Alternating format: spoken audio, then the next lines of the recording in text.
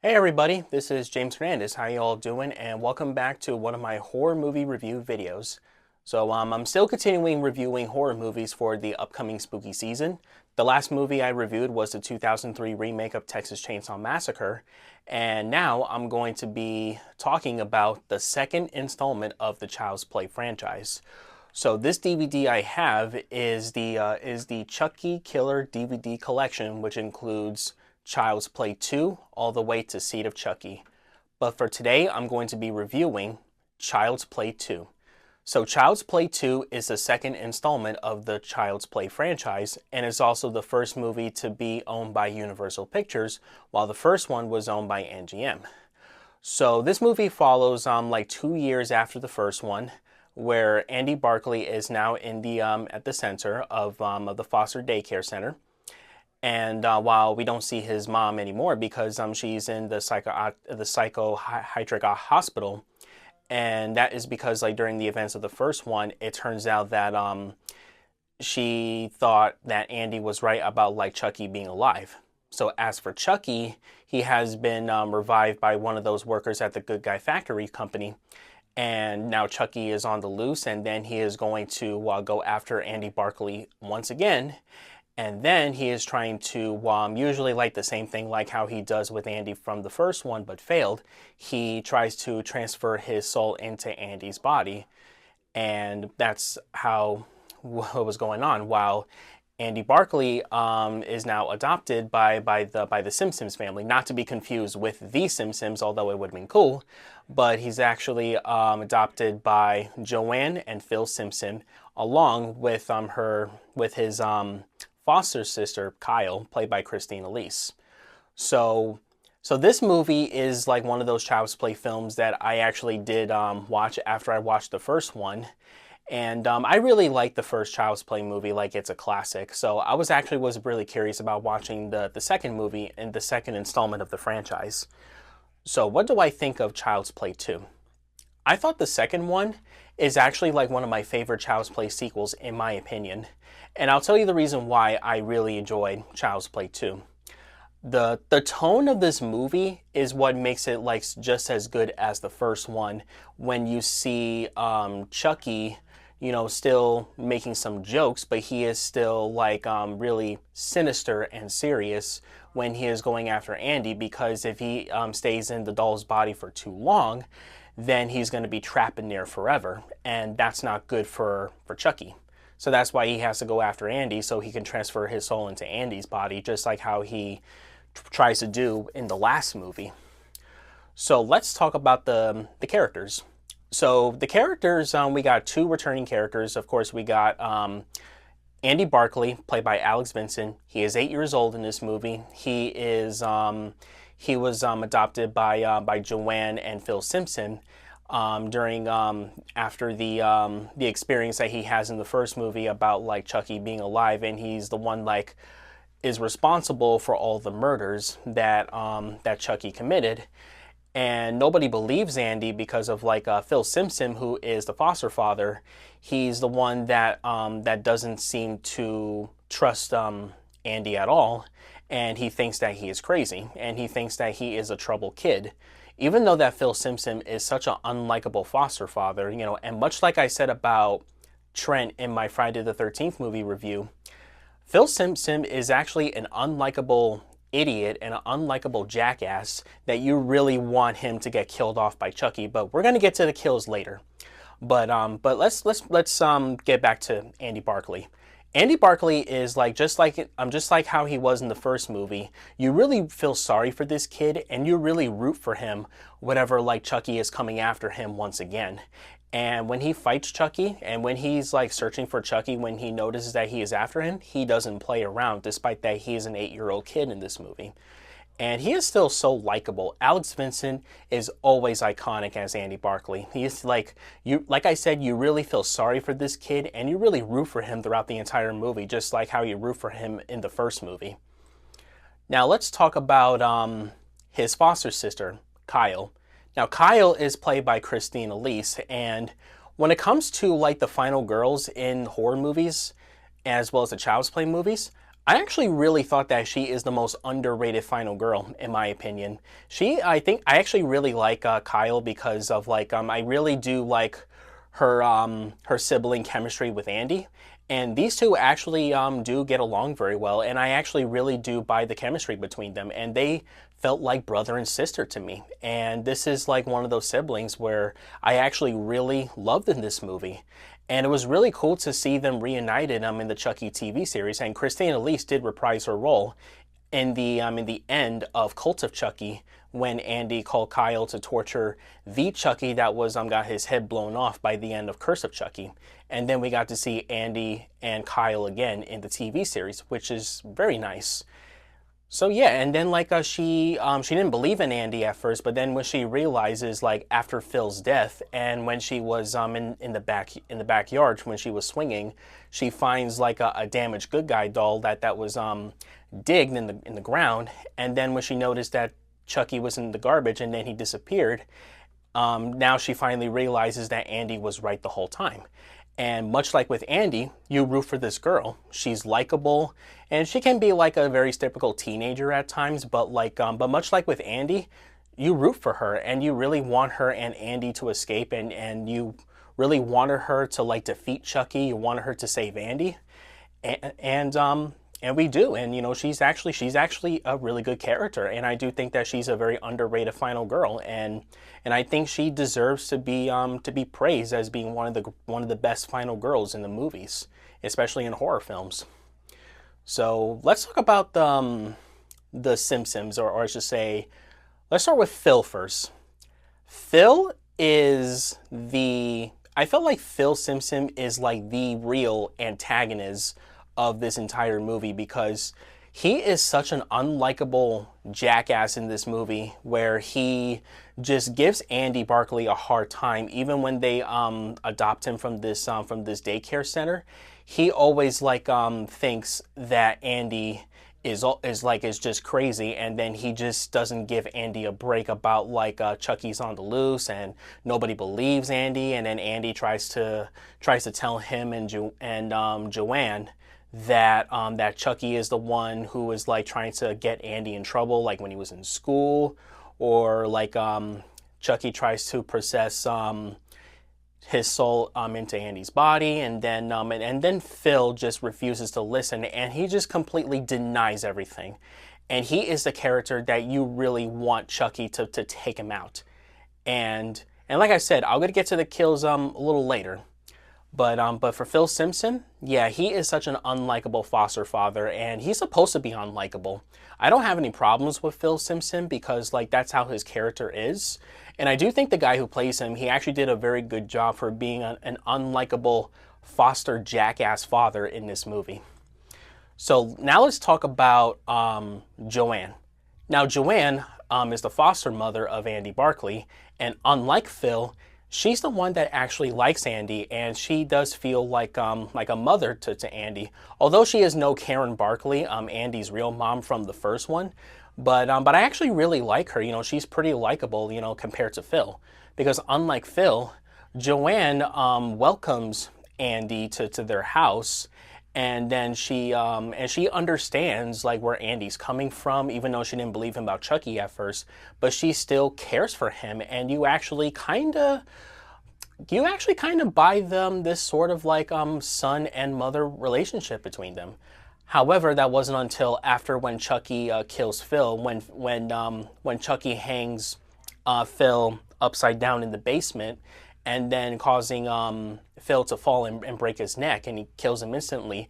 She finally turns her back on Andy, which is sad, because she's always been like on Andy's side throughout the whole movie. And then she feels like she should have listened to Andy about like Chucky is committing those murders.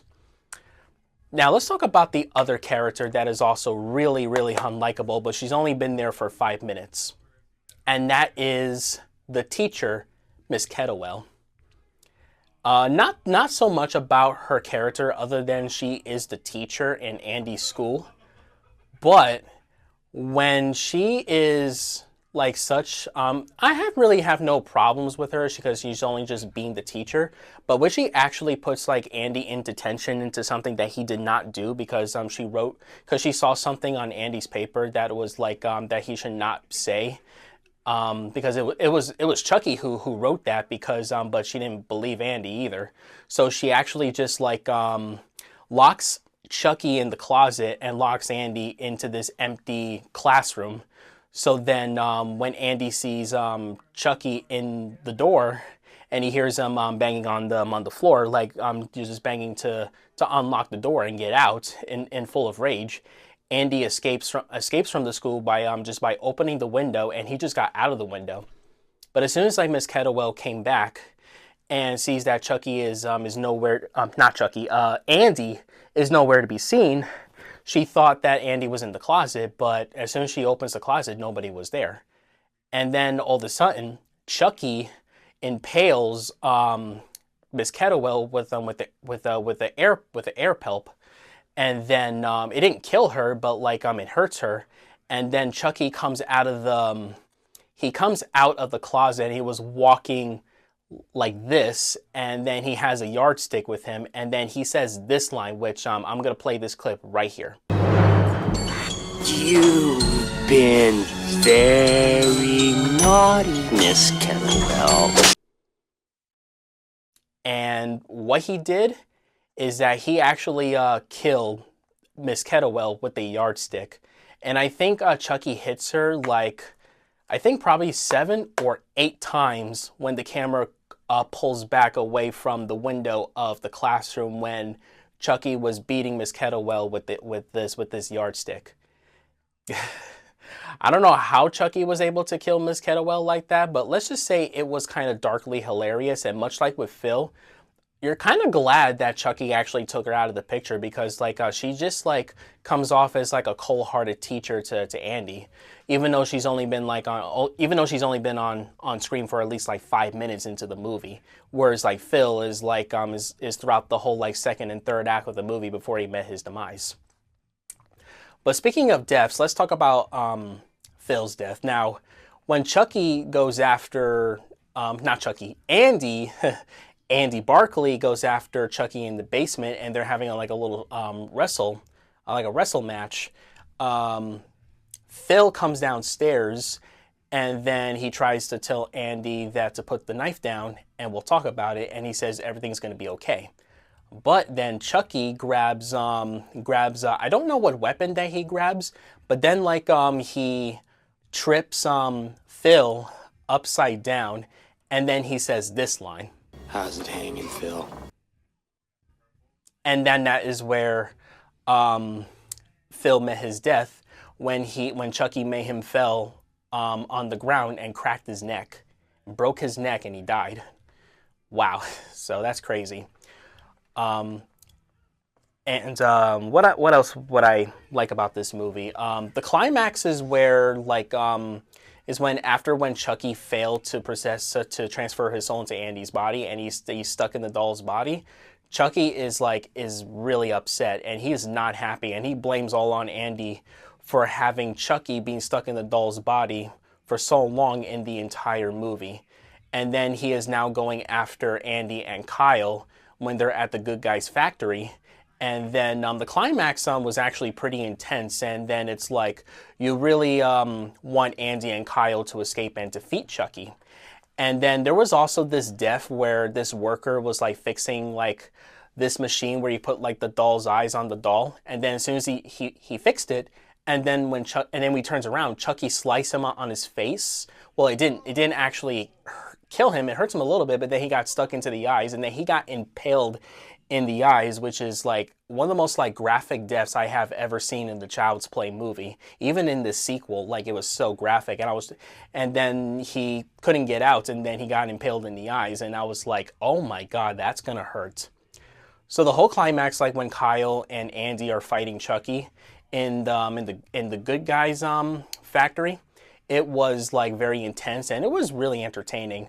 And then like Chucky is like trying so desperately to go after Andy and Kyle, and then And I find it so funny that like when Chucky is trying to like pretend that he's just playing, when he was like, Andy, please, I was only playing. But then I was like, yeah, right, you're playing, but you're still a bad guy, Chucky.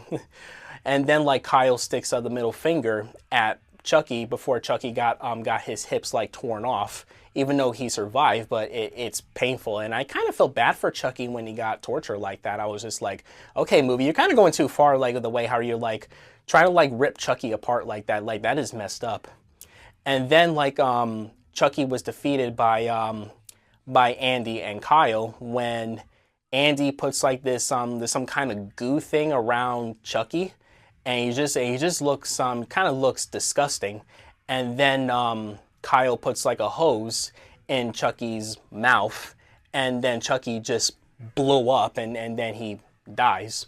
And then the film ends with Andy and Kyle leaving the factory, going home, but not wondering where home is. And that's literally how the movie ends.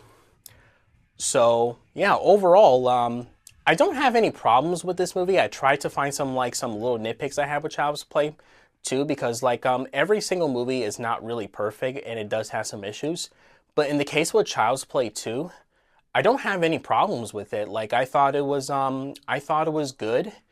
It's got some really good intense moments. I like Chucky was being funny, but he's also like being serious. He has like a serious sense of humor. And then the acting from Brad Dourif, Alex Vincent, and even Christine Elise are wonderful. And I really do like the sibling relationship between Andy and Kyle. And the scenes like with Chucky just being Chucky is great. And we got to see Chucky more. And then you got to see, got some pretty fascinating kills. And then like, just for seeing Phil just like fell down the stairs in the basement is just like one of those deaths that just makes you want to go, yes, get him, Chucky.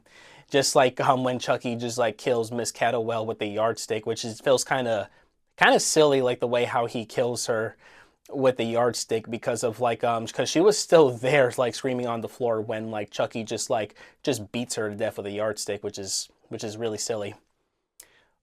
So I don't have any negative things to say about Child's Play 2. All I can say is that it's a really good sequel. The animatronics on Chucky is great, and the puppeteers on Chucky is great. The acting from Alex Vincent, Brad Dourif, and Christine Elise are great.